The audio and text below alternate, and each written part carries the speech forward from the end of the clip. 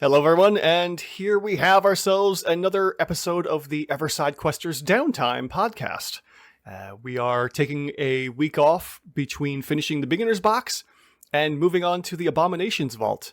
And with that, we have some changes going on. I'm sure everyone, if you've been diligently listening to the podcast episodes or watching it on YouTube, you'll know of the newest 3 members that will be joining the Ever Sidequesters, and 3 members will be leaving. We haven't quite gotten to who's leaving just yet, but if you watch this, not necessarily a spoiler, but you'll see a new character or a couple new characters joining us as we adventure to the Abomination Vaults here. So before we get into anything else, guys, what do you think? What did you think of the Beginner's Box? Some of the tutorials that they put you through and how it advanced through the stages, and going from 5th edition to Pathfinder 5th edition to Pathfinder 2nd edition. What did everyone think of that? It was quite a lot to take in, actually. And, playing what seemed like a breakdown of a hybrid class, basically a breakdown of a paladin. While it was nice, it was just the way it ran for me was just too weird. But I think that has to do with getting used to the new action economy and having the wide array of actions rather than just straight up swinging the sword 3 times. Yeah. I think, the fact that everything costs an action, where some of the other stuff from 5th edition was just kind of like a hand wave of I'm going to go into my pack and grab this. Well, yeah, there's no real definition of getting anything else. It's more or less a free action to kind of grab something like grabbing a potion or whatnot. They don't really, as far as I'm aware, 5th edition doesn't say whether or not it requires your full or your actual action to get in, dig something out. But I could see definitely that being an issue. Yeah, it all has its pros and cons. What about the rest of you guys? What else do you think of the transition from 5e to 2nd edition here in Pathfinder? I found it relatively smooth. And there's a lot less you have to learn this is your first step into it. A lot less reading. Yeah, because the game just takes care of a lot of stuff, everything from line of sight to most of your rolls. Yeah, I did enjoy that. That was one of the things I liked about. That's one of the things I liked about the MIDI QOL and updating 5th edition to just really take care of all that little extra stuff of, I don't have to worry about rolling saves when a player targets one of my monsters, and vice versa. I do like the system. It takes a little getting used to going from the simplicity of 5e. But having played 3rd edition for several years, it wasn't as bad of a transition because there's a lot of similarities there. Anything in particular that you were nostalgically remembering of 3rd edition to this edition of Pathfinder? Actually a bit. I mean, you got the Fortitude Reflex will save, which is exactly the same. Just the veritable tomes of feats that you can get and skills, very reminiscent of 3rd edition. Oh yeah, definitely. The looking at, for one, watching No Nat 1's videos of breaking down the characters or the classes, and then looking at all the availability of how you can just really minutely detail your characters is bonkers. I never really got too far into 3rd edition when I was playing with you guys back in, it was 2013, 2014 or so. I didn't get a chance to really flesh out the characters, so sadly I didn't get as deep of an experience as you guys did. But I can definitely see what you're saying after watching some of those videos and seeing all the craziness you can do, especially for the fighter. Yeah. Oh yeah. Sean, what about you? You got any remarks on the transition? I like the system. It can be a bit confusing if you miss a few things, like, the fact that I had focus spells. Yeah, that was very unfortunate that your druid was basically gimped its entire first level. Yeah, that was fun. Otherwise, yeah, the system is fun. Foundry needs to stop hating us Right? because the dice rolls, but yeah, other than that. Just to give anyone watching this on YouTube an understanding of what we were going through. Sadly, we didn't have Sean's primal focus here for Crunk Up, so he was using Wild Morph as a first level spell, and then we didn't realize that he had access to all of the cantrips and first level common spells. That was really confusing in the core rulebooks, and I'm hoping that with this remaster they're doing, that becomes a little more clear. So when I was looking over Mike's character for his bard, it was very explicitly saying like, oh, you only get these many cantrips, you only get these many spells, and every time you level up, you get more spells, akin to, the 5th edition Ranger and Paladin and Bard and how they work of, you only get these spells, so you got to be very careful about how you pick, and you can only exchange them out every time you level up with a couple spells here and there. So sadly, poor Crunk was missing a lot of his versatility for being a druid, but that's been fixed. And was there anything else we had to fix with your character, Sean, or was that it? No, I think, well, you made the Great Club simple for me. Yeah. It was oddly a martial weapon. Yeah, that was bizarre that a Great Club, as we've discussed before, was a martial weapon. So I always envisioned him creating this basically a wiffle bat of some sorts of just steel and whatnot. So I downgraded that to a few things so you could use it with proficiency and not have to worry about missing a lot using that attack. So hopefully now that you have your hands on this, you'll be able to hit with more than just your tusks. Yeah, I mean, come on, guys. I mean, it's just a giant tree branch, essentially. Is all a Great Club is. Yeah. There's no reason for it to be a martial weapon. Yeah, that's. I need training from an old veteran soldier to swing a stick through the air. Right. So that's more of a direction towards Paizo, not anyone in particular, about why the Great Club is a martial weapon. Right. The only thing I could think of is that maybe there's something to do with the little add-ons that all the weapons get. So when you crit, it does extra stuff. I don't know. That's about the only thing I can think of. And if that's the case, then change it. I don't know. Anyways. So with that, we have ourselves some new characters. We got Mike is transitioning from Blank, the champion, to Xylo Bones, the skeleton bard. And thanks. I love it.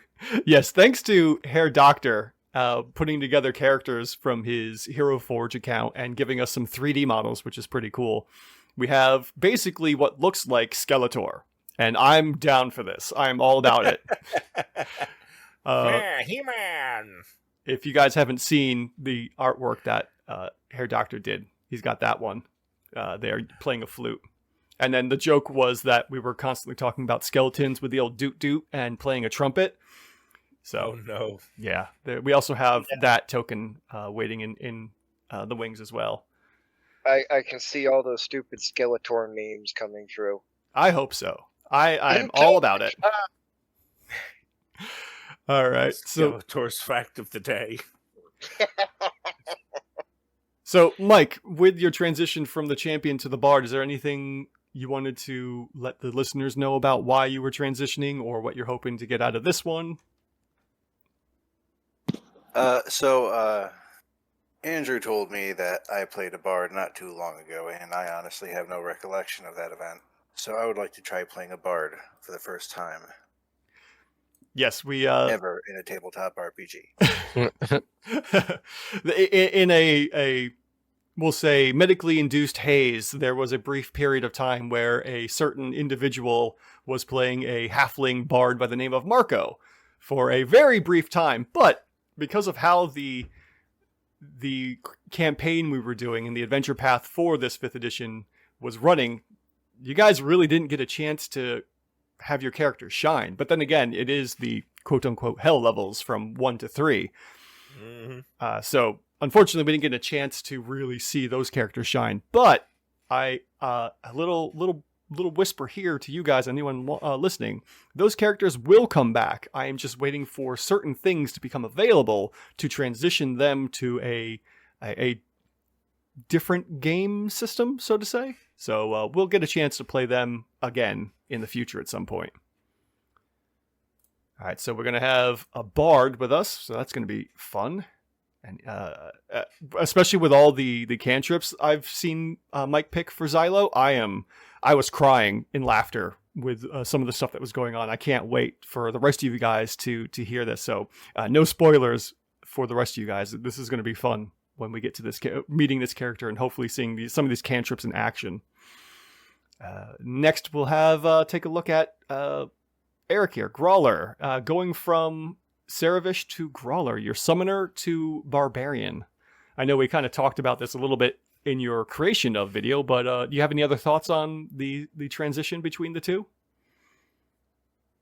No, I pretty much said what everything that my full reasoning behind it. Right. Yeah, I totally understand that, and we have what was that? Me, brother. Yes, I am looking forward to that. There is also that reasoning. Yes. One of our Discord members, Flame Loud, it was either Flame Loud or maybe Kaiser. I know Flame Loud is on our Discord there. Kaiser isn't, but one of them was saying how, learning a new game system and then jumping into one of the harder classes to play for your first time, not the best idea, but I'd say you did plenty good for playing through level 1 and learning the ropes of both. So, what was difficult about that? You only had to keep track of 2 health pools, which was 1 health pool, and 2 action pools, which was 1 action pool, a half an action pool, and wait, what? Partial spell castings and go ahead, Eric. Continue. Sorry, I'm having flashbacks from Nom right now.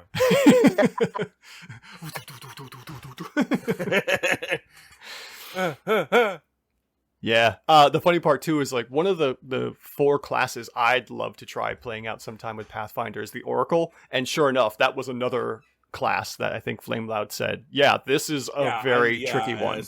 He's pretty much said that Oracle and Summoner are like the 2 most complicated classes, and I'm like, yeah. All right. Number 1. Fuck yeah. Let's learn a whole new rule system and a whole new what the hell is this class? What is going on right now? All right. But, like I said, I really like the Summoner. I love the concept. I could see some absolutely batshit crazy stuff that it could do down the road, but 2 rule sets at once is just a little much. So give me the simple beat them over the head for now, and then we'll work on the other one later, maybe. Right. Yeah, understandable. Scott, going from Shmebulok to Narknad. Yeah. What are your thoughts there? I know, again, during our creation of video, you gave me a little bit of the details of why you wanted to switch characters, but any other thoughts or ideas behind it? Yeah, I mean, I've seen the wizard thing from pretty much level 1 to level 20, so I know what that looks like generally, but I have no idea what the psychic's going to look like. Yes, and unfortunately, I still need to read through at least level 1 of this class to get a better grasp of what to expect with this character. Sure. Lots of stuff going on, completely forgetting to do that part. Yeah, the big ones are, it seems like it's heavily cantrip based. I get to start off with 2 focus points, and I can use them to upgrade several of my spells. I also have rewritten wording on telekinetic projectile and mage hand that's unique to being a psychic. Right, okay. And that's what I would spend my focus points on, those kind of spells to, I can use mage hand to like grab people and push them around now. Oh yeah, and pushing is definitely something that is going to be handy. Repositioning monsters and whatnot. Definitely a good tactic to have for sure.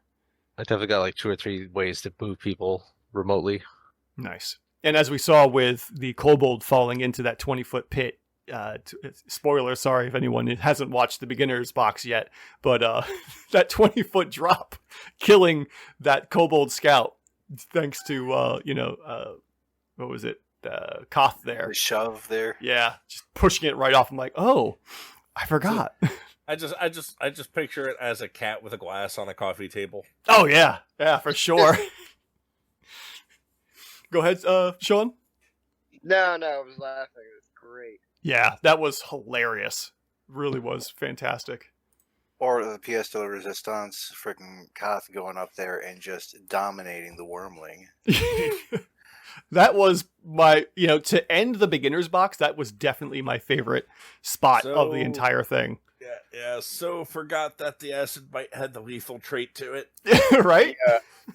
I gotta tell you, when Koth hit that crit on the dragon, I was literally just gonna run up and be like, Andy, I grabbed the dragon's legs. Start force feeding it to Koth. Feed it in. Right? Just pushing it. It's a trash compactor. Just get rid of it. No one saw anything. Leave no evidence. That was just a really nice touch on the night, too, considering how much Cerevish and Koth were missing all their attacks for that evening. That really was just a nice, redemption for the character, as I saw it. Pretty wild there. All right. Now, let's transition into some talk about the Abominations Vault here. Have you guys checked out the player's guide that Paizo put out for this? I linked it somewhere, either in our private chat or maybe threw it up in the Discord somewhere. I only read up on the Otari section. Well, yeah, there was two. There was the video that No Nat Ones did, talking about what classes are good, what classes you should totally avoid, and then also this player's guide, which right now is on my screen, but it's written by, let's see here, Ron Lundeen, and it's by, I guess he's author with James Jacobs there. I guess he's part of the Pathfinder crew. You can tell how much of a noobs we are here. I don't even know who's really on top of this besides the main guy, and I can't think of his name there. He has his own video channel there. But anyways, they have a little disclaimer here, and if I can find it real quick. Let's see here.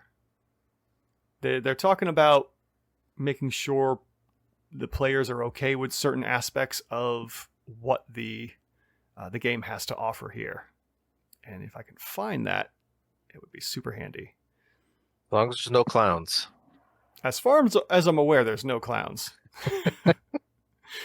Well, before we get into... Okay, hold on. Coming together. Yeah, there's the alignments, ancestries are all pretty much fine. Now, here's the fun thing. They're like, for being a small town, Otari has an exceptionally open-minded view of people from elsewhere, which is going to be pressed considering we have a skeleton on the group. I mean, we'll see how open-minded they are technically. I do keep myself disguised. I do have the ability for passive perception. I just ignore people blowing past my stealth or whatever disguise with that. Right. Yeah, that will be super helpful for taking care of that unless someone is exceptionally suspicious of the player characters if they do anything kind of off-putting. But you know what? I don't know why people are so hateful against me, because I'm pretty sure all of you have skeletons inside just waiting to come out. Right. Think about that. So there's one spot in particular here, skills and feats, that was kind of a point here to take into note. And it says, the heroes will perform best if their party contains a well-rounded selection of skills and feats. Acrobatics and athletics are important for the physical mobility required in dungeons, while occultism can particularly help to identify the strange creatures and decipher the clues that await in this particular eldritch rune. The best lore skills include cavern lore, Otari lore, and spirit lore, but many other lore skills come into play. As far as good feats to take, Canny Acumen helps to spot or avoid dangers, while feats like Incredible Initiative and Toughness make winning a fight much more likely. So these are kind of some of the rough suggestions that they give off for having, for skills and lores and whatnot. Did they say the tough feat? Yes, they did say that toughness, the toughness feat, will help making fights a little easier to get through. Oh yeah, I end up picking that up at some point. Yeah, I think that's right. You and I believe Xylo have that. Oh yeah, because it gives damage resistance as well, right? Oh wait, no, I'm thinking of Die Is Hard. that what I'm thinking of? Oh yeah, no, I have Die Hard. Yeah, I'll have Die Hard as well. But toughness combines with Die Hard. Okay, let me see. I want to look up if I can find the toughness feat real quick, just to see what that looks like. Oh, it's right there. Toughness. You can withstand more punishment than most before succumbing. Increase your maximum health points by your level. The DC of recovery checks is equal to 9 plus your dying condition value. Ah. So it makes your recovery check a little easier. Right. It gives you a handful more hit points. So when you... Wow. So does that... Let me think of this here real quick. Increase your maximum hit points by your level. So does that only happen the one time you take toughness? That seems to be the way of it. So that means you would really want to take toughness a little later on, rather than right away. I actually take it very early. Well, at least for the hit point thing. I could see for the DC of recovery checks for not dying, definitely could be helpful. But yeah, in any event. Okay, so there's that feat. Let me get the thing back up here.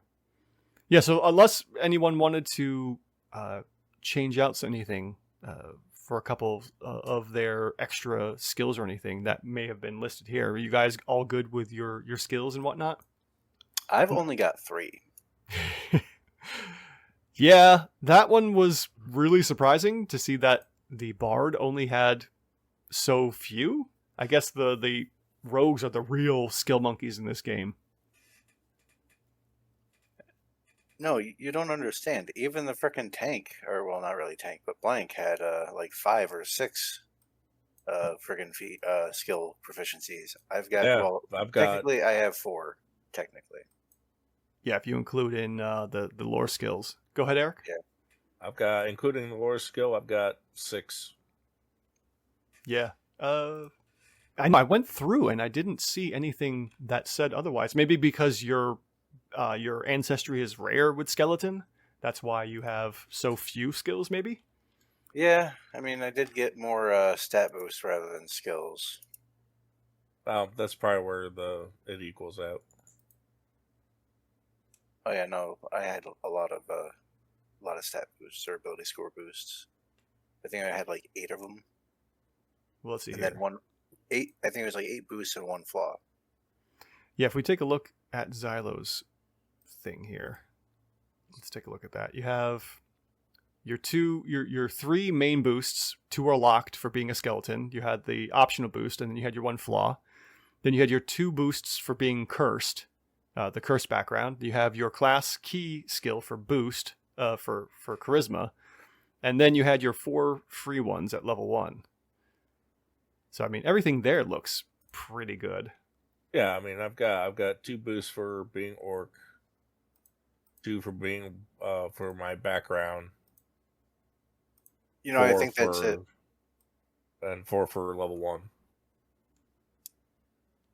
I think that might be where I missed out on. What was my background? Cursed. Yeah. Yeah, you come with the warding sign reaction. You got your 2 boosts. Let's see here. And you are trained in occultism and cursed lore. So you have 2 skills there. Let's take a look at another. Let me take a look at another one like cook, just for the heck of it. You get 3 proficiencies for being level 1 right off the bat, don't you? Yeah, I mean, Cook. Based on that, I've only got 2. Well, Cook gave 2 skills as well: survival skill and cooking lore skill. Let's see here. Cultist gives occultism and lore. So it looks like every background is... All right, no, some of them are a little higher. Like the Eidolon Contact background. That one gives arcane, nature, occultism, or religion, or... so that's an option of 1. Yeah, so it looks like everything gives you 2 skills to choose from. So then let's take a look at your... Let me take a look at your class here. just to make sure we're not missing anything. Oh, wait. Okay. This is where we messed up. This is what we forgot to do here. So you get occultism and performance, right? Uh-huh. So let's go to your skills real quick. And then you also get trained in a number of additional skills equal to 4 plus your intelligence modifier. So yes. So -1. You should have... No. I don't believe we would... Well, I guess, yeah, you do have a -1, so it is plus, so I guess you would get 3 more skills. Allegedly, unless they don't impact negative numbers in these skills. But while I'll look that up, and while you go ahead and pick at least 3 more skills to have. All right, thank you. Oh. Yeah. Here's why I took toughness early. I take toughness level 3, and then at level 5 as an ancestry feat, I get Defy Death. You're exceptionally difficult to kill. The DC of your recovery checks is equal to 9 plus your dying value, or 8 plus your dying value if you have the toughness general feat. Oh. In addition, whenever someone returns you to life using magic that would normally leave you debilitated for a week, such as Raise Dead or the Resurrect ritual, you do not suffer that condition. Wow. That's going to be fun. What was that one called again? Defy Death. Nice. It's an orc ancestry feat. All right, yeah, let me take a look at that one again real quick. And what level do you get that at? 5. 5, okay. Yes, Mike, for that, because you have a -1, it does knock it down, so you get 3 skills for starting off. All right, that's 3 more than I had earlier. Right. Thank you for taking thievery. I was really hoping you would grab that. Yeah, I'm not too worried about stealth though, because toot toot. Right. No, me. I'm just a distraction.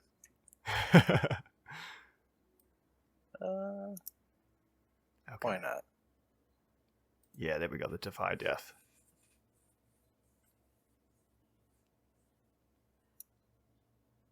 Oh, nice.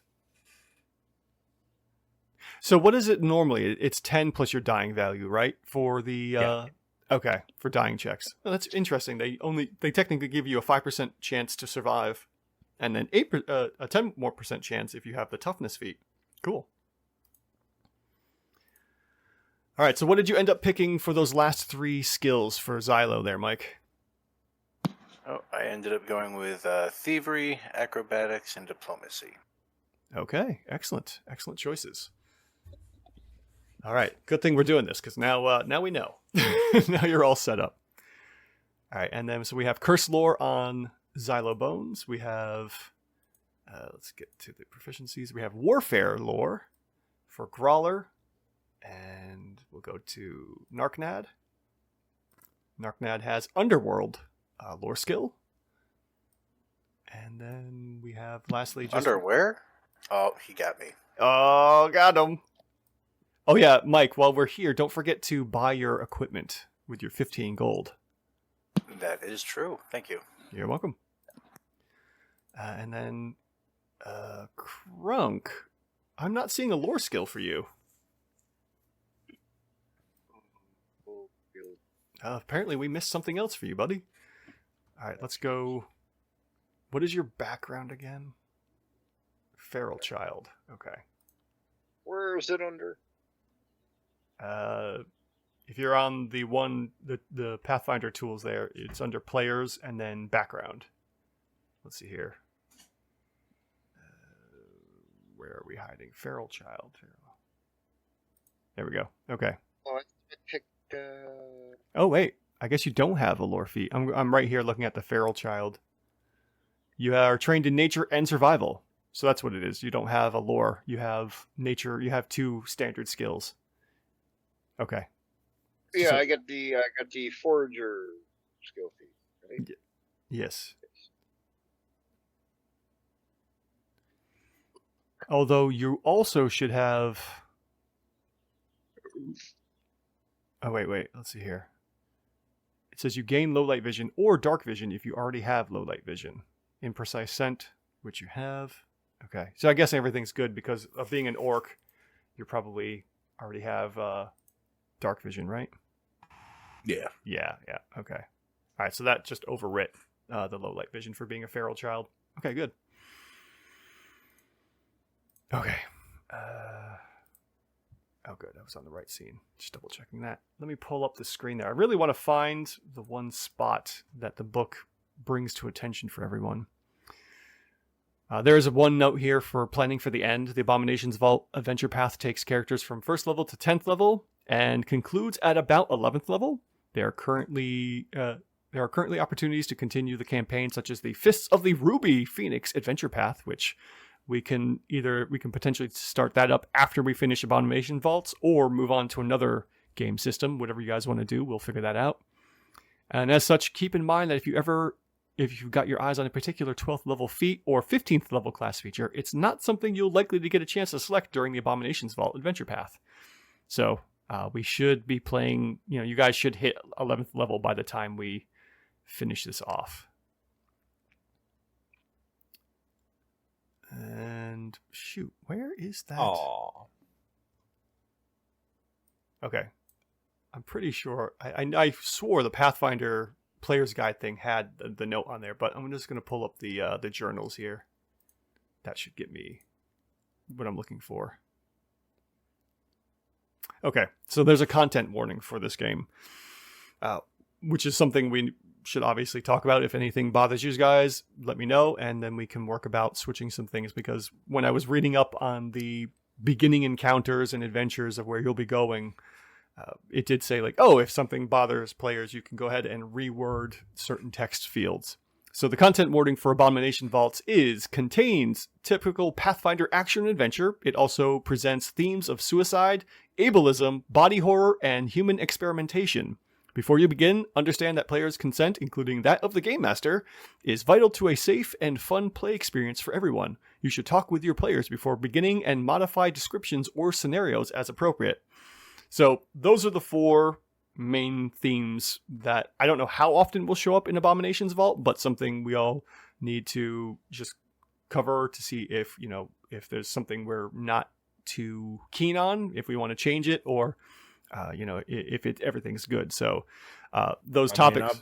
Go ahead. I've already performed experimentations on people in the campaign I was running. Oh no. So we have themes of suicide, ableism, body horror, and human experimentation. Are any of these hot topic items or hot button items for you guys? No. Okay, got a no from Eric. No. Scott? No. Mike? No. All right, so we're all good with whatever happens here. I will just make sure to put up some kind of a warning for anyone that watches this that, we might have these things to be careful of. I was already starting to do that when we were playing the Crucible magazine with the one D&D integration there. But just recently, I learned how to do a scrolling ticker on OBS Labs here, whatever it's called, the OBS streaming platform. So now I can put that up, and I don't have to keep reminding people. It's just like, hey, content warning. We might have these going on. All right, so that's good to know. I just want to make sure everyone was cool with everything that could or may happen in this game, and we'll get the full experience now.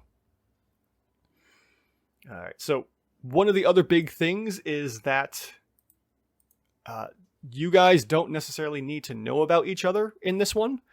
There is we'll say a patron that brings you all together in this, and their name is a tiefling woman by the name of Vryn.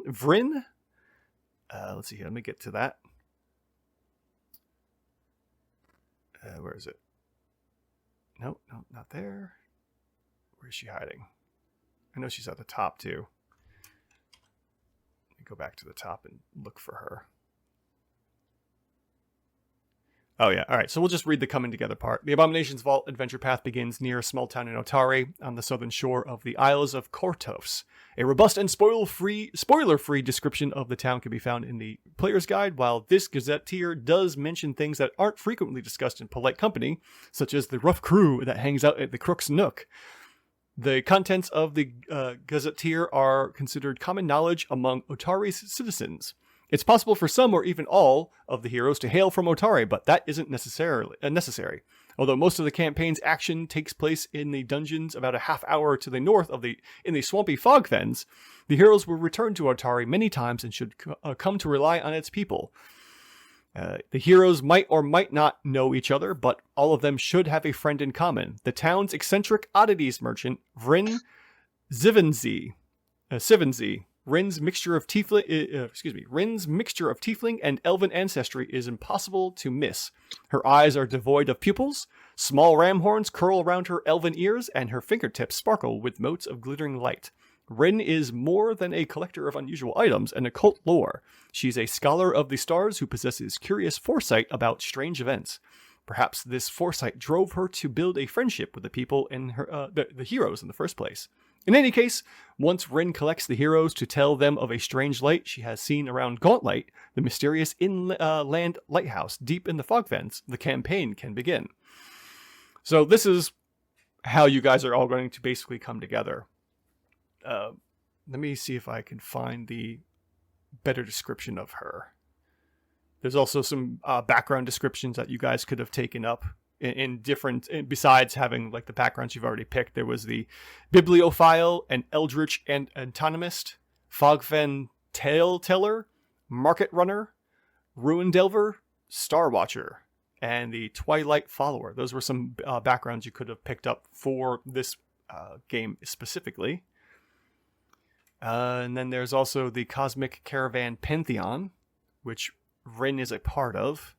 It's all about stargazing and whatnot and getting information, oracle knowledge and whatnot from that. Okay, so then there's the who's who here. Otari's. This is the one thing I don't understand, and hopefully someone can, in the comments, leave something for me about this. Otari says Settlement 4.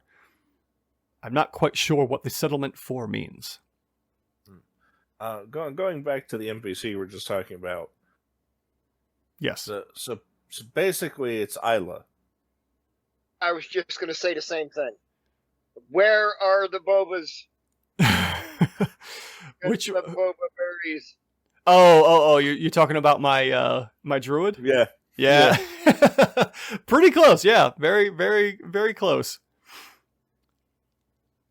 Shoot, I thought they had the description of her in here. I'm obviously getting confused with, the boba fruits.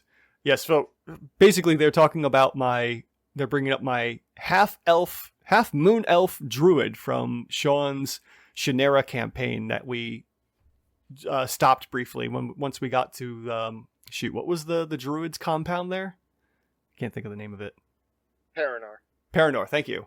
Yeah, we got to Paranor, and my character was talking to them, and I learned a trick that many people learn about the good berries, at least in 5th edition.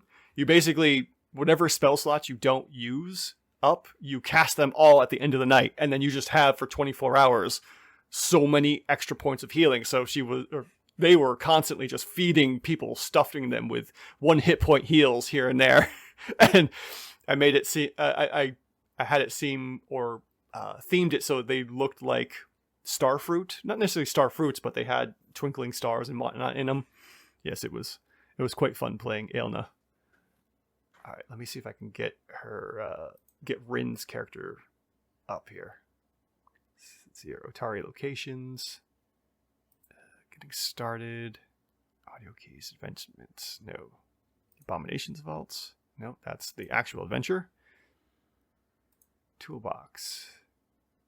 Character. Oh, there we go. Character biographies. Okay. So let me get you guys the artwork so you can see what Rin Sivensey looks like here. It's pretty cool. I actually hunted down the artist and found his website. This dude is amazing. That does the majority of Pathfinder's artwork. Very nice. Yeah. So this is going to be your guys' contact that will bring you all together. Just to give you more or less an idea of a heads up, she will have sent more or less missives or summons to you guys, and more or less you can all decide how you came to Otari on her on her request. As for Mike and Xylo, you're a special condition, and I'm going to talk to you separately about how your character comes into the group. I just need to know... Oh, come on. The adventure hasn't even started, and I'm already getting sent to the principal's office. Yes. You had to pick a rare class and a rare background, or ancestry there. So we have to. Ooh, what about the Doot Doots? The Doot Doots, yes. We're gonna have to talk about your choices in life here, Mike. I feel like I was led. Well, yes, that is funny because Herr Doctor, apparently, from what I understand in his conversations with me, he was kind of badgering you, Mike, a little bit about it, or No, he really wasn't. Okay. No, he just asked me once, and I was like, "I'll think about it." I already was thinking about it like a monstrous race other than Pixie, but Pixie would have been rare as well. So it's going from one rare class to another. Right. Yeah. All right. So I guess there's some stuff here that I need to read up on that you guys could make checks on to know a little bit more about her, or I can explain about who she is and her role in the campaign and whatnot. But to give you an idea, there's a little subtitle here and it says, "Helpful Patron Haunted by Spectral Visions." But she is, let's see here. She is a, let's see here.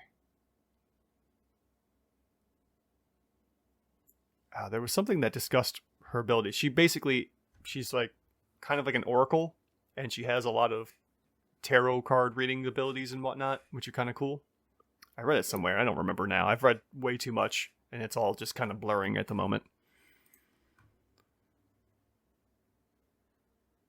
All right, so then let me... It's okay, I'm buying soap for a frickin' skeleton. Got to keep those pearly whites. Indeed, yes.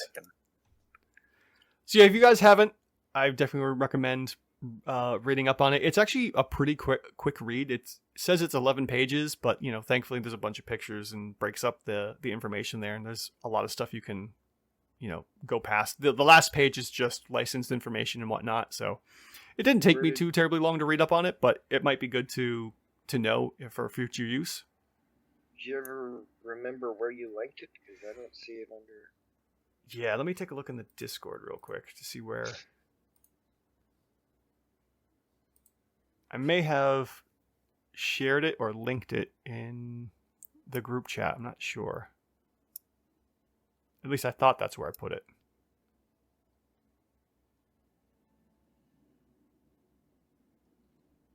No. Okay. I will drop that into the group chat here afterwards, once we're done with this podcast episode. Cool.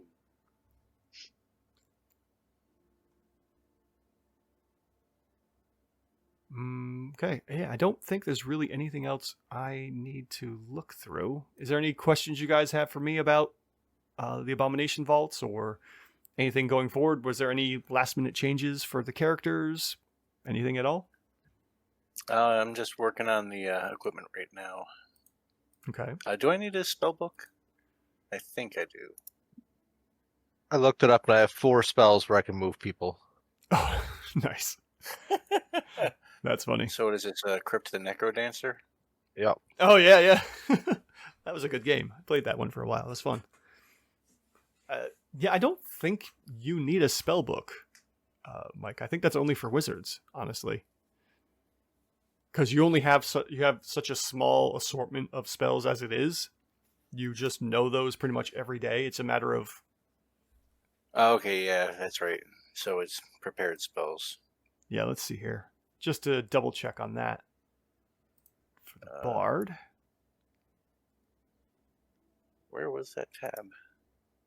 Oh, there we are, feats.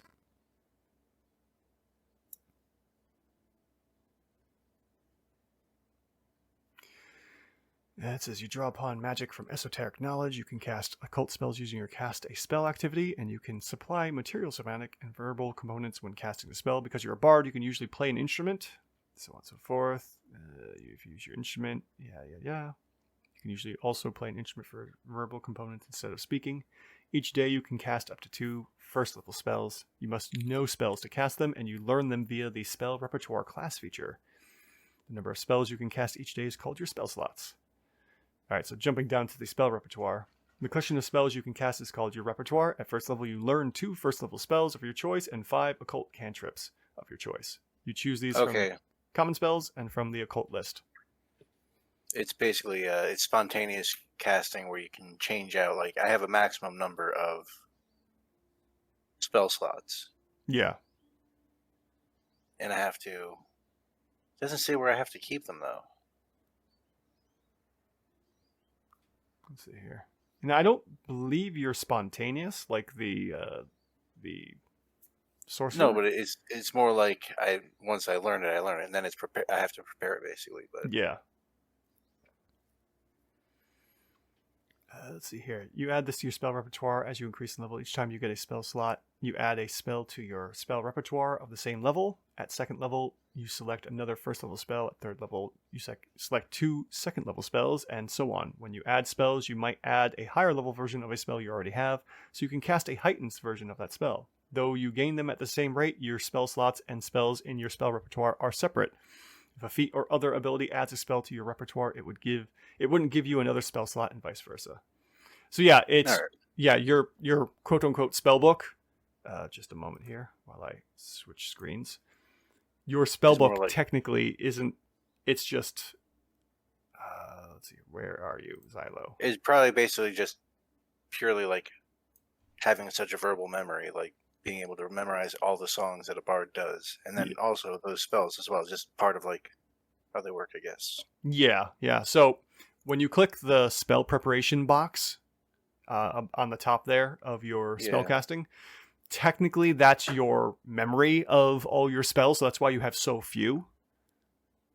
So you have them technically locked away in your brain. It's just a matter of preparing them each day. If anyone is watching this and would like to comment that has better understanding of how the bard works, because we're still new at this, 2 big thumbs up from me right now, please let us know in the comments, and that would be super helpful if we are obviously messing something up, because I will take full responsibility for that, as I have no clue beyond what I'm reading in the books, and sometimes they're not very clear. Akin to, or a la, Krunk not having all of his spells available all through the first level. All right. Yeah.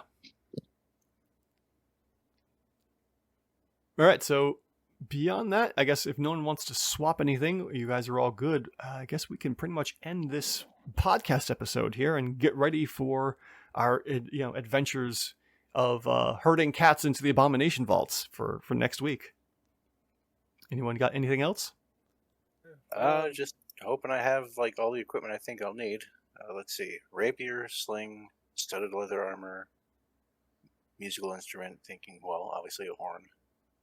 Splint, soap, rope, and a mask. Mm-hmm. I don't really think I need anything else. Do you have like gloves to hide your hands? Oh, that's true. I was thinking about a disguise kit, or at least clothing. Can't be a clothing optional skeleton. Right. Let's see here. Consumables, equipment. What would that be under? Equipment? Well, I mean, disguise kit is here under equipment. But clothes would probably be under equipment as well. Yeah, they have, the closest thing they have to gloves are handling gloves for 5 silver pieces.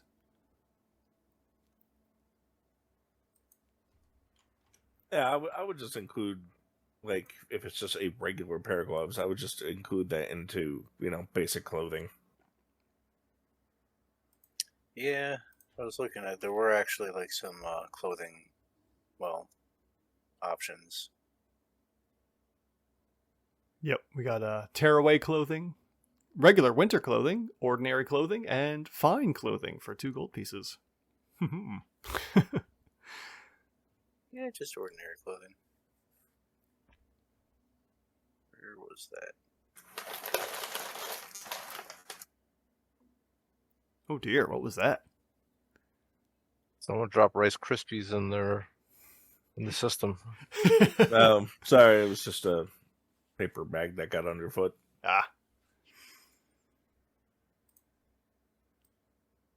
right, then. Well, I will sign us off of the podcast, and then we can continue chatting afterwards. But yes, thank you all so much for joining us for this podcast episode as we, take our session 0 and get comfortable and getting ready to jump into the next part of this Pathfinder experience, which I am thoroughly enjoying. To kind of go back on the topic real quick that Scott was talking about, I am really hyper enjoying all the little things that Paizo did for the Foundry edition of this, and being able to just drag and drop effects and keeping track of things really easily. And whoever else, has been in charge of the Pathfinder 2nd edition Foundry going on here, they are doing a bang up job.